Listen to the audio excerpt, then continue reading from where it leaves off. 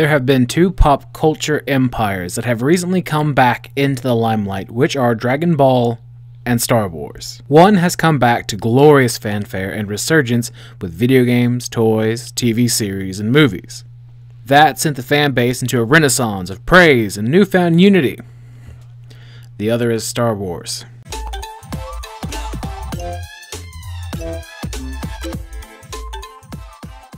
Now, I know that this isn't going to be a true one-to-one since Star Wars was a movie series that spawned a media empire, and Dragon Ball started off as a manga created by Akira Toriyama in Japan. Yet there are still a few number of similarities. Both rose to vast prominence and became pop culture icons. When you think of the sci-fi series to rule them all, you think of Star Wars.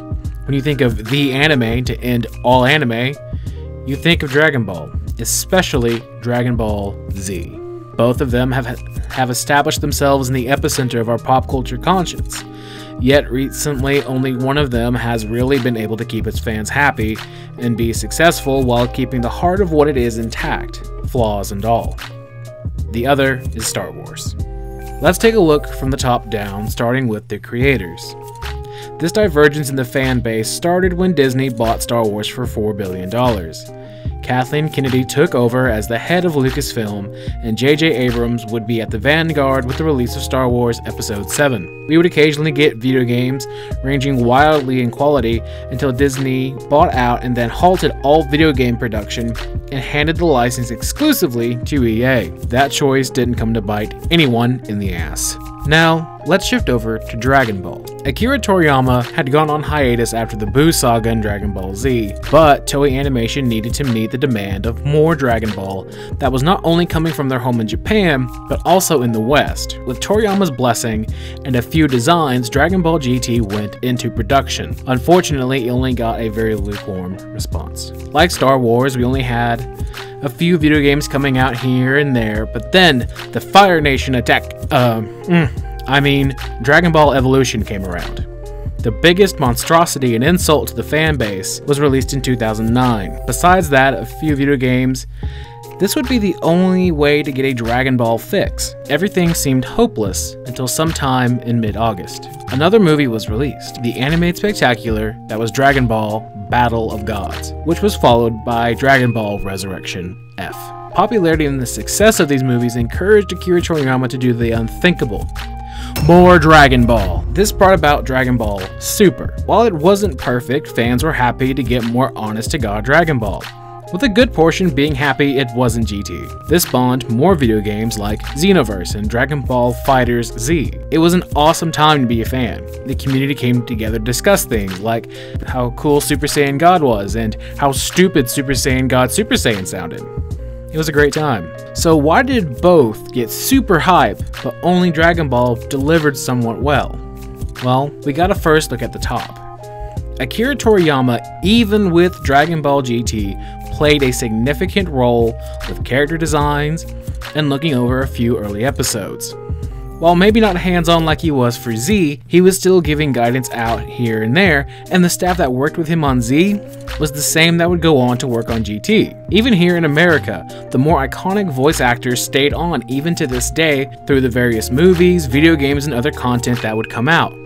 Even Vic Mignogna would reprise his role as Broly despite his well-documented dislike for the character due to the strain on his voice. Those who helped to make Dragon Ball Z popular back then are here helping keep it alive today. Star Wars was and is an entirely different beast. George Lucas gave the final approval on most projects before the sale to Disney. The video game studio behind Force Unleashed even has a funny story about how bad George Lucas was with names, but he was still pretty proactive in major side projects with at least giving approval, if not being active in production. After the hate the prequels got and Disney buying the rights, things changed.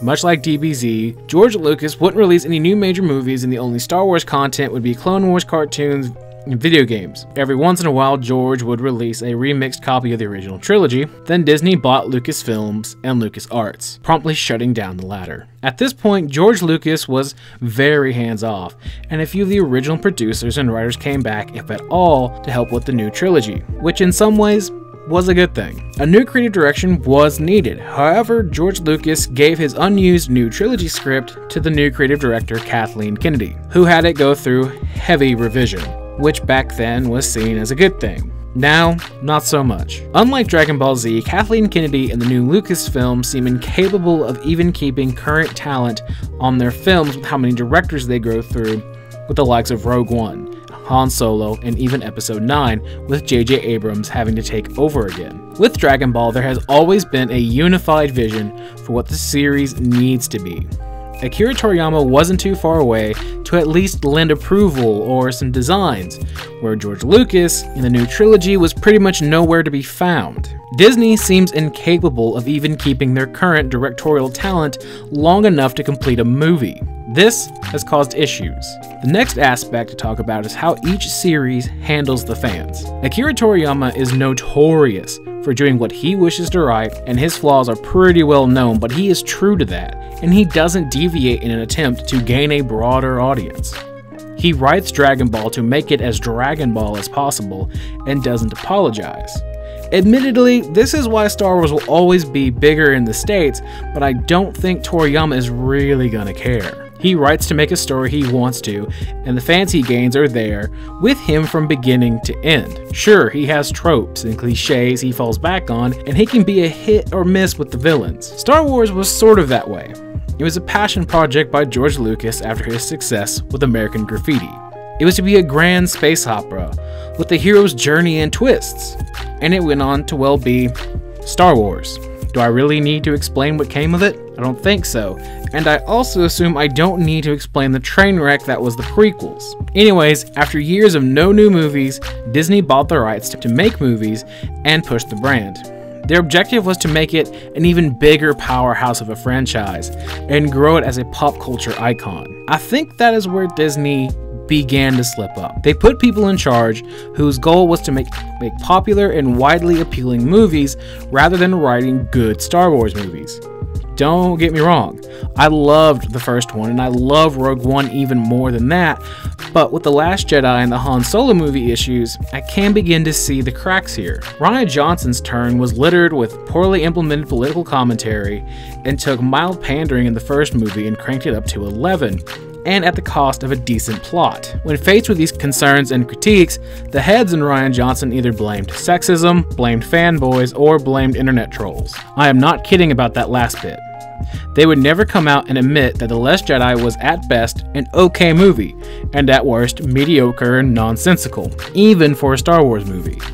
It was just an unadulterated mess, and then we had the video games. When I say video games, we all know what I'm talking about. The only video games we have gotten from EA so far have been a dying MMO that was created under the original LucasArts and 2 incredibly disappointing Battlefront games, with the latter Battlefront 2 having such bad microtransactions that EA was actually forced to backpedal after encouragement from Disney. It didn't even end there.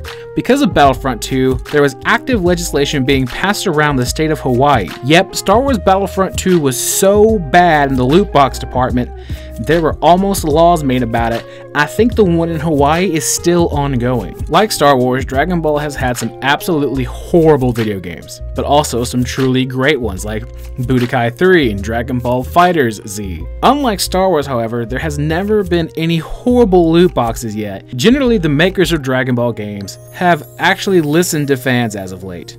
Kinda. For example, there are custom characters in Xenoverse 1 and 2, and Dragon Ball FighterZ is a serious contender for a great 2D fighting game. And Xenoverse 2 is the only mainstream console game to have microtransactions, which is pretty good compared to Star Wars. That is another thing that Dragon Ball has over Star Wars. While having some stinkers, recently Dragon Ball has been able to create a good catalog, and sometimes even great video games, for the fanbase to enjoy. Star Wars only really has 2 recent ones, and after many updates, then they became good.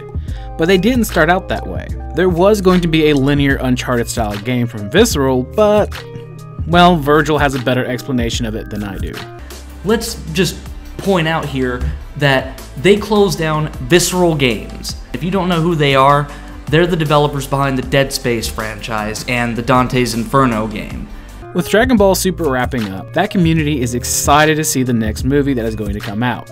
That's right, after a long-running series, the fans are still wanting more Dragon Ball, and they might just get it. Star Wars, however, is in a different boat. Fans seem divided, with even petitions asking The Last Jedi no longer be canon, and the Solo movie seeming to be doomed before it even began. This may sound mushy and kinda naive, but I think it comes down to heart. Now bear with me. Even Dragon Ball GT had a good portion of what made Dragon Ball, well, Dragon Ball. It had transformations, stronger villains, and fun fight scenes. It knew what it was and reveled in it with the fans. Akira Toriyama and those he worked with had a unified vision for what the series was and going to be, with the fans along for the ride. We knew what we were getting into and we loved almost every minute of it, and we want even more. For Star Wars fans, we were kind of dealt a different hand. Those that are currently running the franchise aren't really interested in keeping old fans happy. They want to create new fans and appeal to more people so they can make larger profits. And in all honesty, that's fine and I understand. Disney and Lucasfilms are a business, and a business needs to make money to keep shareholders happy. In that pursuit, Star Wars has sort of lost its heart a little bit. It is still there somewhere, and like Vader, I don't think it's so lost as not to be recovered, but with how the Solo movie seems to be going, I don't have high hopes. The pandering and dodging of critique has embittered older fans, and older fans usually have the better income than the younger ones. DBZ makers probably know this. They know who they are catering to. Lucasfilm as well, doing everything else Hollywood is doing with overt pandering, identity politics, and rehashed ideas with new paint to make them look new. The Star Wars movies aren't meant for older fans really, and I think it is time we accepted this and moved on. And by move on, I mean move on to that sweet new Dragon Ball movie, am I right? No one? Alright.